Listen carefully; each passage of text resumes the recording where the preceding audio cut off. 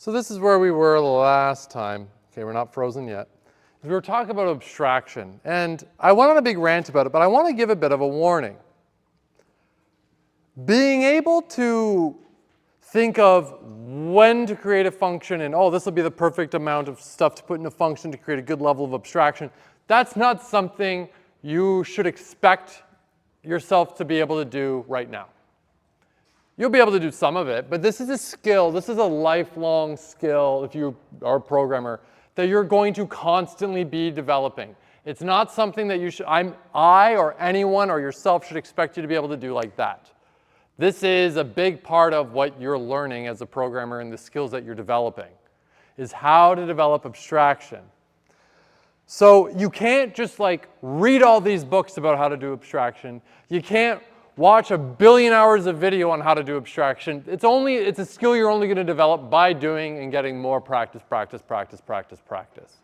So even though I've ranted about it, it's an important skill to develop and it's an important concept to understand. It's not something you should expect to do like that. It's going to take you time. You're going to do it well, you're going to do it shitty, and everywhere in between. And you're going to be doing it well and shitty everywhere in between for the next 40 years if you keep programming. It's not because you're new programmers that you're bad at it. It's that this is just a skill you are always constantly going to be developing. So the general format of a function, probably figured it out by now by generalizing what we saw. It's, well, def, to define the function. Function name, whatever you want. It follows camel case by convention. Same thing, you can't start it with like a number or anything. And then after the name of the function, you have an open parenthesis followed by what we call the parameter list.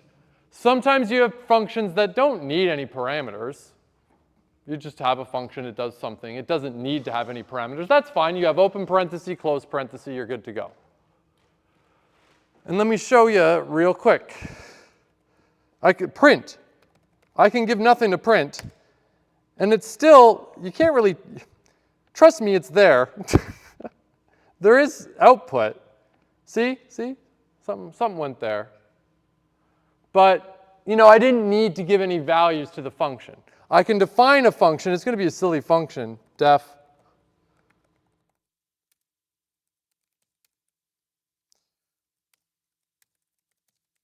Whoops.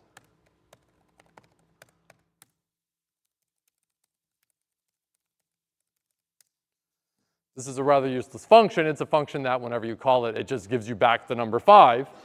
But I can do it. I mean, I can't really see a reason why that would be helpful, but, I did it. It's a function. I defined the function. It didn't have any parameters because this function didn't need any input. Okay, fine. After you're done adding your parameters, you can have as many as you want. Close the parenthesis, and you need the colon. The colon's very important.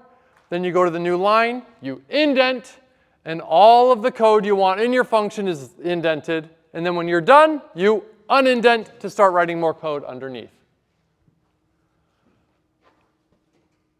The indentation, I think on Colab, by default is 2 spaces. I have it set to 4 spaces. I think it's more readable. I also think 4 is more normal, but I could be wrong. It doesn't really matter if you do 2 spaces, 4 spaces, or whatever. All that matters is that you're consistent. Is anyone in here using anything other than Colab right now? Yeah, okay, that's fine. But now chances are whatever you're using is doing this for you automatically, but you have to be careful about something. Has anyone ever heard of like the joke tabs versus spaces? No? Okay, it doesn't really matter. But there's a bit of like a little bit of a war in programming where whenever you want to indent, you hit space like 4 times. Space, right? And there you have it in. And the other half of the people go, no, you don't do spaces, you hit tab. Okay, fine. Now, in Python, all that really matters is that you're consistent. You can do tabs or you can do spaces, but you can't do tabs in one area and then spaces in another area. You can't do that.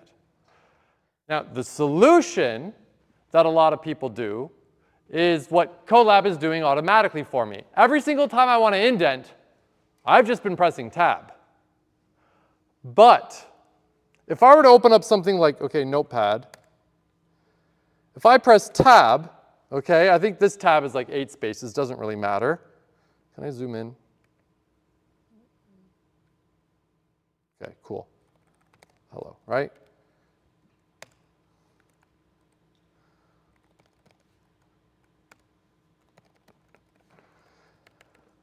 As far as like computers are concerned, when I press tab, pressing tab is different than pressing spaces. You might say like, well, it's just like 8 spaces. Well, yes and no. If I go down here and do 1, 2, 3, 4, 5, 6, 7, 8. This was tab. If I go here, I'm at the beginning of the letter this, or the word this, the T on that top line. You can see? If I press left, like my left arrow key, it's going to move 1 character over. And that 1 character was all of that way. If I go down here, for example, and now I press left, it's going to go 1 character over. It's a space. So the tab and the spaces are actually very different. But in Colab and many other common, popular, modern programming environments, whenever I press tab, it actually did the spaces. I pressed tab, but it went in and was like, let's just pretend they were spaces. So by turning everything to spaces, whether they were spaces, well, spaces are spaces, or tab, if you hit tab, but let's just turn them into spaces automatically, there's no possibility of mixing up tabs and spaces, just everything's spaces. But what's nice about this is I could just press tab and it does the indentation for me. If we were to go back 5 years, this would piss a lot of you off. But today, this is just done for you automatically, so you don't need to think about it. But if it was a little while ago, maybe 10 years ago, and it didn't automatically replace your tabs with spaces, your program would be crashing all the time, and it would be like, indentation error, everything looks right. Well, it's because you used a tab instead of spaces or spaces instead of tabs. It could get messy. Yeah? When you say they have to be consistent, you mean within the same function or all? Well, like, technically, I think it would just be within, it depends, but the safest bet is everywhere. Be consistent everywhere. It really does depend on any indentation level, but more on that later in the course. Long story short, be consistent everywhere, but even longer story, even shorter, modern programming environments makes this a non-issue anyways. But the interesting trivia here is a tab is 1 character that looks like 8 spaces in Notepad. The tab length could be different in different environments. Whoops. So a tab, that's 1 character. This is 1 character if it's a space. So a tab is 1 character that looks like 8 spaces, and a space is 1 character that just looks like a space. But if I have 8 of them, it looks the same. Any questions about that? There's a lot of funny little things like this inside the computer. As far as the computer's concerned, in fact, does it say? See, look, this is actually kind of interesting. See in the bottom left how it says like line and like column? Basically, column is like which character are you on in the line, right? Think like battleship, right? Okay? What's neat is if I'm on the space line, look at, okay, we're on line 3, so line 1, 2, 3. We're at the beginning of column 1, 2, 3, 4, 5, 6, 7, 8, 9, and then, okay, 10, cool, right? If I go here, I'm in column 2. So you're like, wait, the columns don't line up? No, they don't. Deal with it. It's kind of funny. I think it's interesting. Any questions about this? It's just trivia at this point, kind of showing you something neat. Because in the computer, a tab is 1 character, and it knows what that is. A space is 1 character. 8 spaces, well, that's 8 characters. Character being like one of the symbols. All right, anyways. Okay, colon, indentation. And like I said before, the last line of every function, whether you like it or not, whether you wrote it or not, is a return line. If you write a return, like I did in my example where I said return 5, I wrote the return. If I didn't put in a return, Python sneaks in and adds one for you, whether you like it or not. You'll never see it, but you can see the effect of it. And what does Python add? What does it return? Do you remember?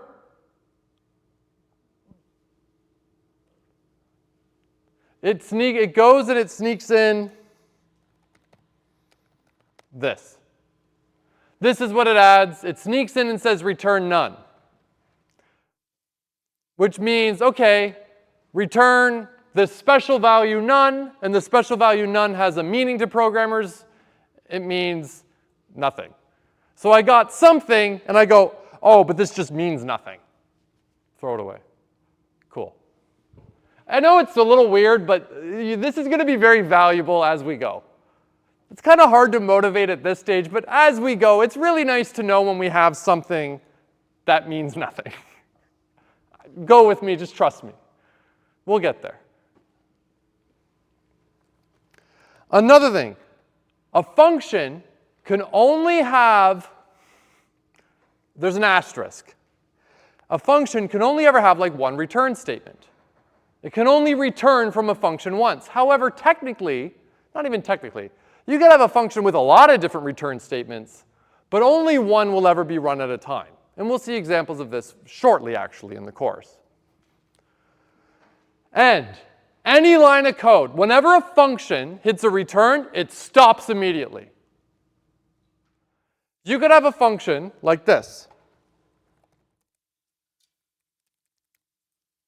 And I call it, that line 3 can never possibly be run. It can't, because the function goes, it runs, oh, it does return, okay, returns 5, great, print hello. Well, whenever the return happens, the function immediately stops doing what it was doing, it forgets where it was, and it returns to where it was called. So any lines of code after a return are effectively useless. Now, Colab didn't warn me of anything here, but my guess is if there's anyone in here using another programming environment, like is anyone in here using PyCharm? No? So you were saying using something different. What were you using? PyCode. And what were you using? Idle. I'm actually, I don't know if those two will, because those ones aren't that like big of IDEs. But a lot of modern IDEs, if I wrote something like that, it would like underline it. Like, you know how like if you're in Microsoft Word and you spell something wrong and it underlines it? It would like underline it, being like, this is useless. It's not wrong, it's just, it's useless. Do you have a question? No. Yeah, okay, cool. So now activity time, this is a good one. Write a function, actually this is the precursor to the good one. Write a function, concatenate strings, that takes 2 strings and returns the concatenation of the strings. For example, if I call concatenate strings hello world, it will return hello world. You don't need to add the space between the two, just write this function. This shouldn't take you too long. We'll give you a few moments to do it, and yeah, just have fun.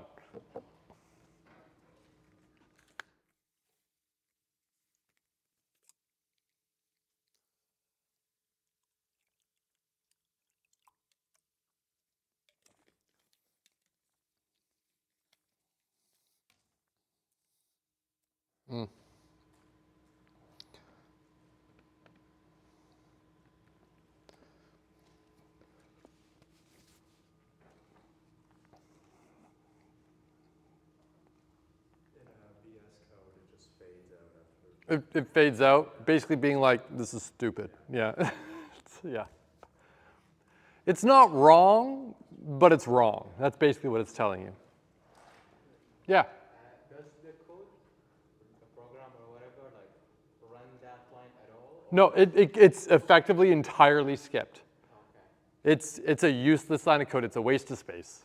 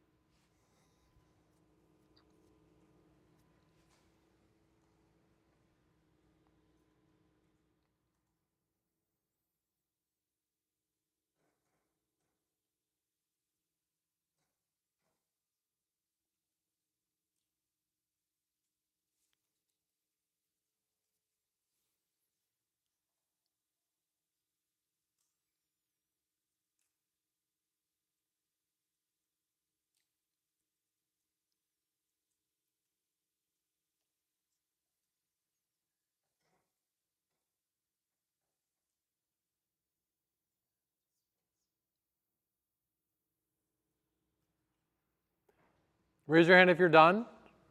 Raise your hand if you'll be done in like 15 more seconds. So here's my solution. If you forgot, to concatenate strings, you just use the plus sign, but you know, plus works different on strings than numbers. Plus on strings in Python means concatenate the strings.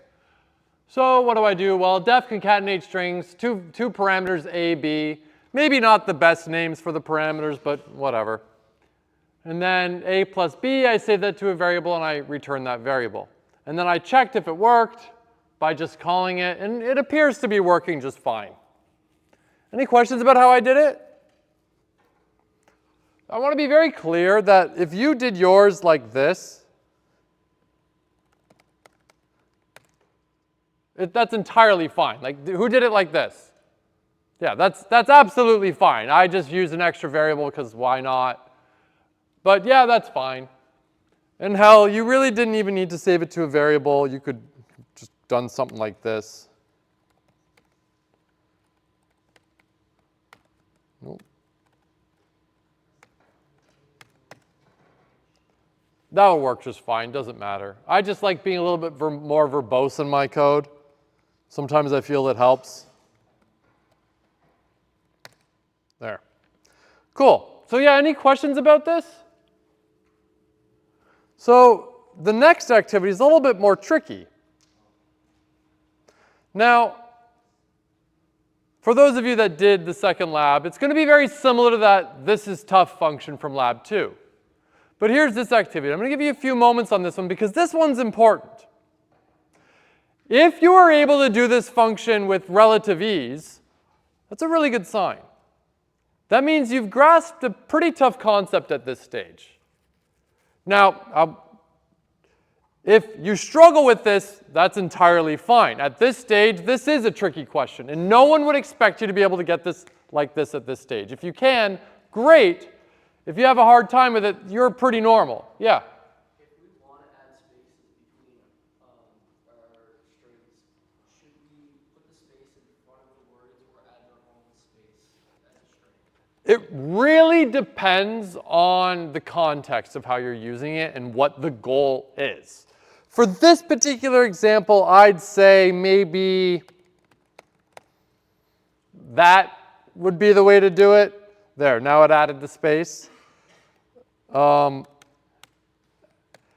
really doesn't matter for this particular situation. Whenever I'm in a situation where, and this might be hard to think of at this stage because of where we are in the course and our experience with coding. Sometimes if there are multiple ways, so here's a funny little thing. Does anyone know how many ways there are to solve a problem? There's an answer to this. Literally an infinite number of ways. Now, some might be terrible, but correct.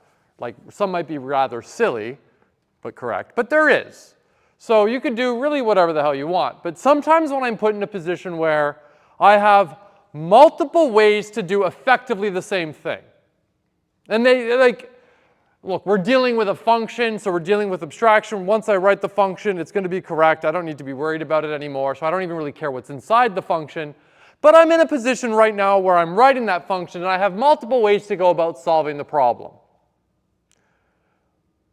And I think to myself, like, well, how should I do it? I know effectively it doesn't really matter with my multiple options I have. It's all going to be the same. What I do is I try to think of, like, what makes the most, like, what strategy makes the most sense given the problem this is trying to solve? This is hard to explain without perhaps a more concrete example, and we will see a lot as we go throughout the course, and I'll try to come back to this idea. But when it kind of came to what you were asking, I would say, well, this makes the most sense because I have one word, another word, and I want a space, so just add a space. Don't go like modify the inputs or anything beforehand. I know it does effectively the same thing. No, I'll leave the inputs alone and change it on the inside. That would be my train of thought. Sometimes there is no clear, this makes the most sense. Sometimes it really is flip a coin. Doesn't really matter. And another thing I would do is if one way of doing it is more, like if I were to give my code to somebody else to read, which implementation that I did would be easier for them to look at and know what I'm doing? That's another very important design decision. I've said it before and I'm going to say it a lot in this course. Computer code is not for computers, it's for humans. We have programs on our computers that turn the Python code to machine language. That's for computers. Python code is for humans. It's actually designed to be like kind of naturally readable. So back to this one here. Do this one, crisscross concatenation. Write a function crisscross concatenation that takes 4 values as input, and I want you to return the concatenation of all 4 values, but the order should be, what do I say here? Return the first, third, second, and fourth, so the order matters. I want you to concatenate the first value with the third value to the second value to the fourth value, in that order. So if I gave it the strings 1, 2, 3, 4, it should come back with 1, 3, 2, 4.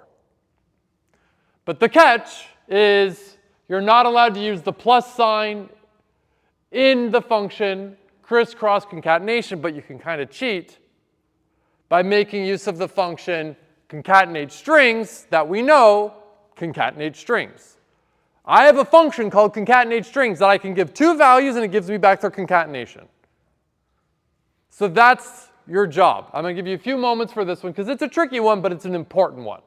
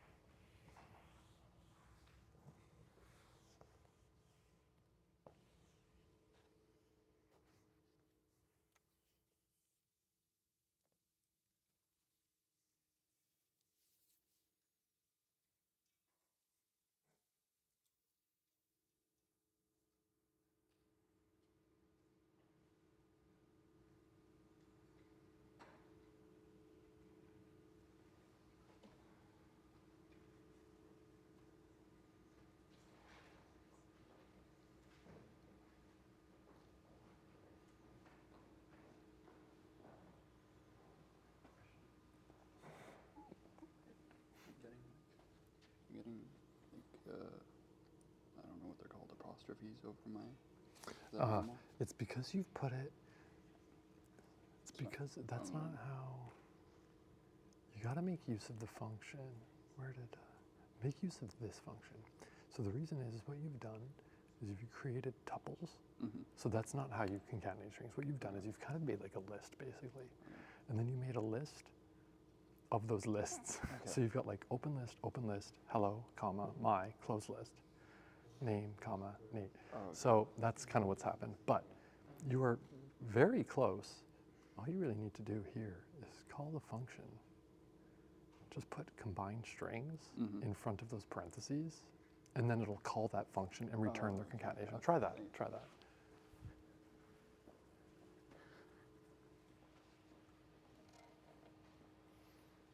At the end of the day, you were like so close.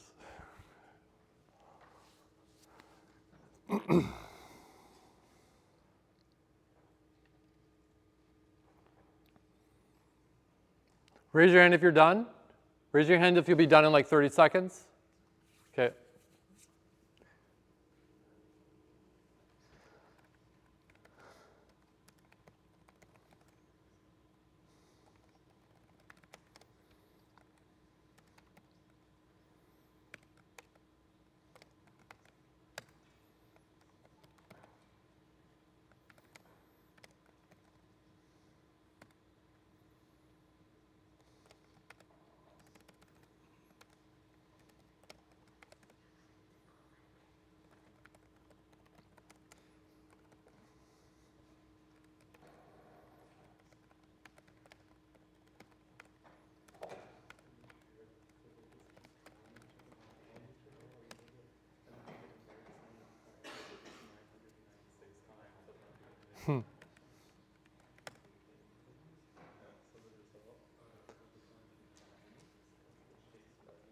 Raise your hand if you got it right. Like you got it working. Well done. I'm not joking when I say this is tricky. It requires a pretty good understanding of what's been going on so far in order to get this right. So if you got this right with relative ease, you should feel pretty confident in your abilities going forward. If you struggled with this, you are remarkably normal. The other ones are the weird ones. You're remarkably normal because this is a tricky thing, and this is a skill that we're going to be developing for a long time, not just in this course, but forever. So let's talk about what we've got here. The first trick is to understand that, look, we're not allowed to use the plus, which is a shame because the plus operator concatenated two strings. But we can use the function combine strings that does the exact same thing, combines two strings. So in place of any operator, we'll just call that function. So I took the strings A, B, C, D, Then I concatenated A and C together. Why A and C? Well, because I had to do the first and the third, and A is the first and C was the third. And I stored those in the variable combined 1. And then I called the function concatenate strings again, but this time with B and D, to get the second and the fourth, and put them in the variable combined 2. And at this stage, we're still not done, because we went from having 4 strings down to 2 strings. And I want 1 string. Well, the good news is I have a function that can combine 2 strings called concatenate strings. So I call the function concatenate strings with combine 1, combine 2, and I get back all of them together. And then I return that result. So this function, crisscross concatenation, made use of concatenate strings. If you struggled with it, just consider this.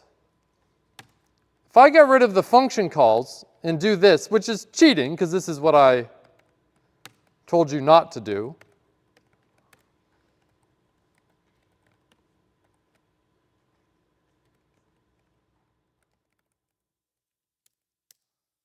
This works the exact same way.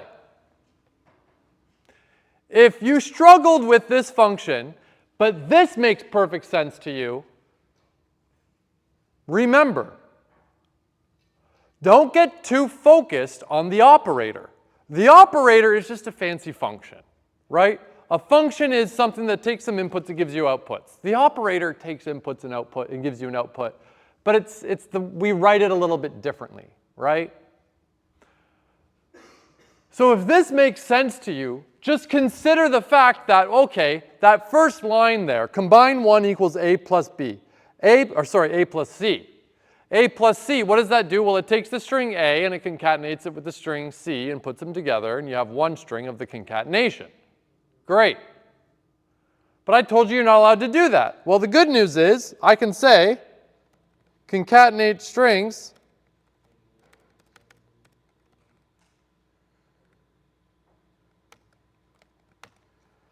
and concatenate strings takes 2 strings and concatenates them and gives it back. It does the exact same thing the plus did. I mean, we know that also because we wrote it, and that's literally what it does. But, you know, think abstraction. Let's ignore the internal bits of concatenate strings and just think about what it does. They are the same. The function concatenate strings does the exact same thing as the operator plus on strings. Do we have any questions about this? Concerns, thoughts, comments? Yeah. Would it still work if you put the functions that switch the functions? Put them in different order? Let's try that. Let's restart session. Yeah. What do you think? I know you don't know, so you're taking a shot in the dark, but what do you think? No. Okay, let's see. Fortunately, it works. Now, there are, pardon? Yeah. Well, it still made use of it once, but here, let's go. So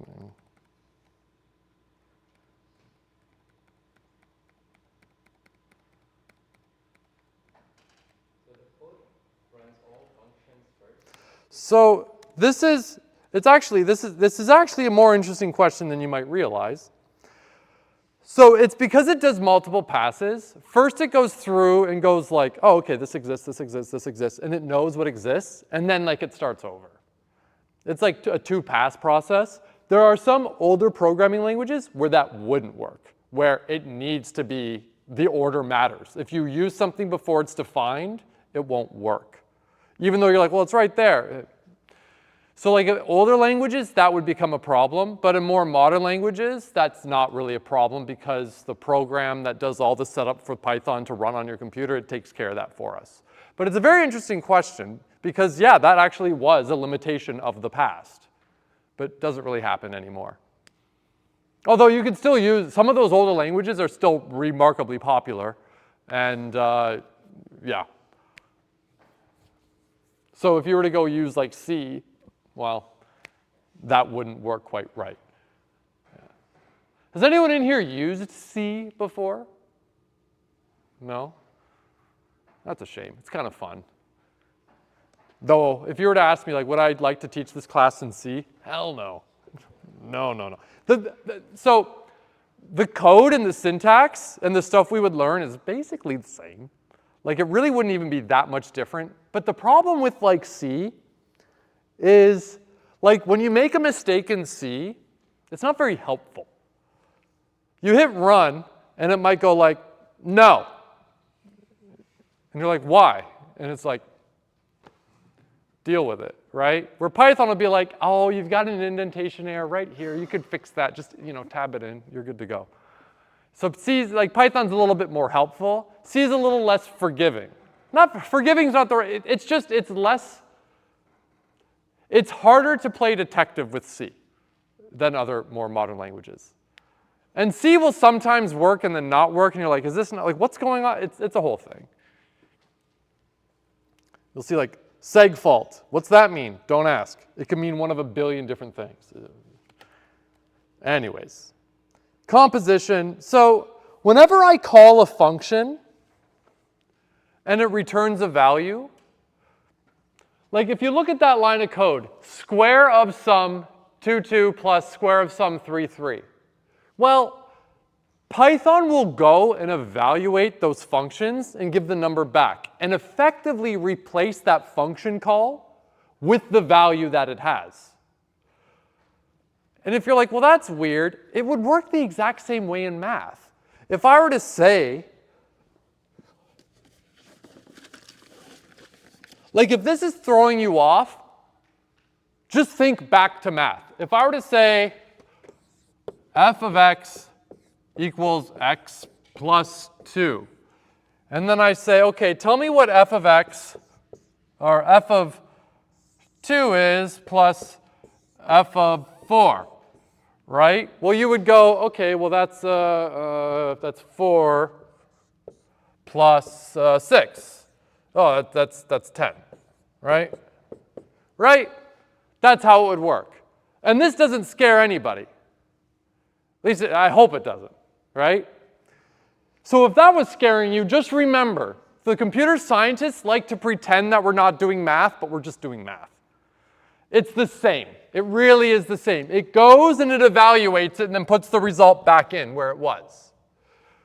And because of it, we could get fancy and do something like this. Square of sum, and then the value I'm passing to it is actually another function call. Well, I'm not really passing a function call to that function as like the argument for the parameter. What Python would do is go, okay, well, I have to evaluate what sum of square 2, 2 is. Well, that's 16. And then, square of sum 3, 3, that's 36. It would go evaluate it, get the values back, then call square of sum 16, 36, and then give me the result back. So you could do something like this. Now, I don't really recommend doing something like that. I mean, you can do it if you want, but I'm a really big fan of having each line of code be as simple as possible. I want to be able to look at a line of code and know what it does and understand it. When I look at something like that, I go like, oh my God, we have a function call and we're making a function, nested function calls. There's a lot going on in that one line of code. So I wouldn't have done it this way. If you wanted to do something like this, I would have broken it down with variables. You can do that, but I don't love it. But at the end of the day, we can compound these function calls with one another because whenever I have a function that returns a value, it's like replacing the function call with the value. Now, I often notice new programmers, I said this before, new programmers try to like work too hard. They're trying to think too hard. And that'll never get you anywhere. Remember, programmers are stupid. We can only do one thing at a time. If I try to make things more complicated, I'm never going to figure it out. So always keep it simple as you can. And if you were to look at code like square of sum of the square of sum of 2, 2, and then the square of sum of 3, 3, it's going to be hard to think of it. Like, okay, what's going on? If I tell you, tell me what that's doing, and you're like, I don't know.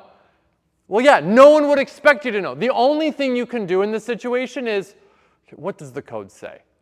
Go look at the code line by line, one at a time. And I know it sounds like I'm saying something obvious, but I guarantee you, if you haven't already, and probably a lot of you have already, if you haven't yet, you absolutely will start making assumptions about your code. You're going to be like, well, I know this block of code does this. Does it? My code's wrong, but I know this part works right. Does it? It's wrong. You don't know. Go check it. One line at a time. What does the code say? There is actually a form of debugging. This is not a joke. I'll look it up. We'll talk about it later in the course. Rubber duck debugging. You literally explain your code to a rubber duck. Literally. And the reason this works, I'm not being silly, this works freakishly well.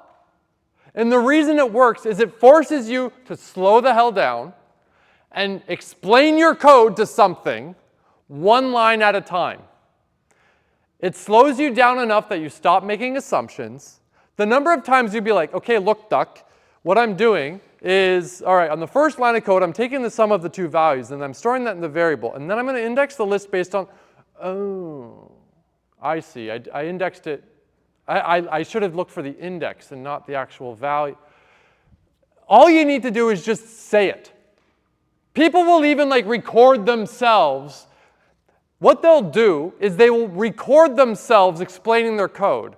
They have no expectation that they're going to go listen to the recording. The point is the exercise of explaining the code. And they just can't slow themselves down enough to do it without recording themselves. Because I know if I'm recording myself, okay, I have to take my time. And I know you're like, yeah, okay, sure, yeah. I guarantee you, there's going to be a time. Maybe it's when you're working on assignment 1 in the lab, assignment 3, I don't know. There's going to be a time where you're going to be working through it. You will have been beating your head against your keyboard for 2 hours saying, I didn't make any assumptions about my code. Nothing's working. Nothing makes sense. I'm a moron. I don't know what's going on. And then finally, you're going to figure out what the issue was, and you're going to be like, it was that easy. I made assumptions about my code. God damn it, he was right. Yeah, it's going to happen to you. Whether you like it or not, it will. You're going to listen to me right now and be like, yeah, I know, I won't. Okay, I'll listen to him. No, you're not going to listen to me. You're going to do it wrong, and you're going to start making assumptions about your code, and it's going to mess you up. So please listen to me right now. Do everything you can to hedge against your own hubris. Slow the hell down. What does the code say? Yeah, but I don't want it. No. What does the code say? Okay, well, I know that. No. What did you write and what does it do? Slow down. I'm not being silly. I know it seems like I am, but I guarantee you by the end of the semester, every single one of you is going to have the story of like, yeah, you did tell me and I messed up. Yep. If you don't have a rubber duck, use a teddy bear. If you don't have a teddy bear, use your roommate. Use your mom. I don't know. Your mom's going to be like, I don't know how to it doesn't matter, Mom. It really you just need to listen to me. Oops. Yeah. Okay, you can figure this one out. Now, variable scope, we talked about this already. If I write a function like Celsius to Fahrenheit, there are effectively 3 variables in there. Temp in Celsius, partial conversion, and temp in Fahrenheit. Those are 3 variables. Those variables only exist inside that function. If I try to use those variables outside the function, like if I try to say like, okay, print out what partial conversion is, it ain't gonna work. They are out of scope.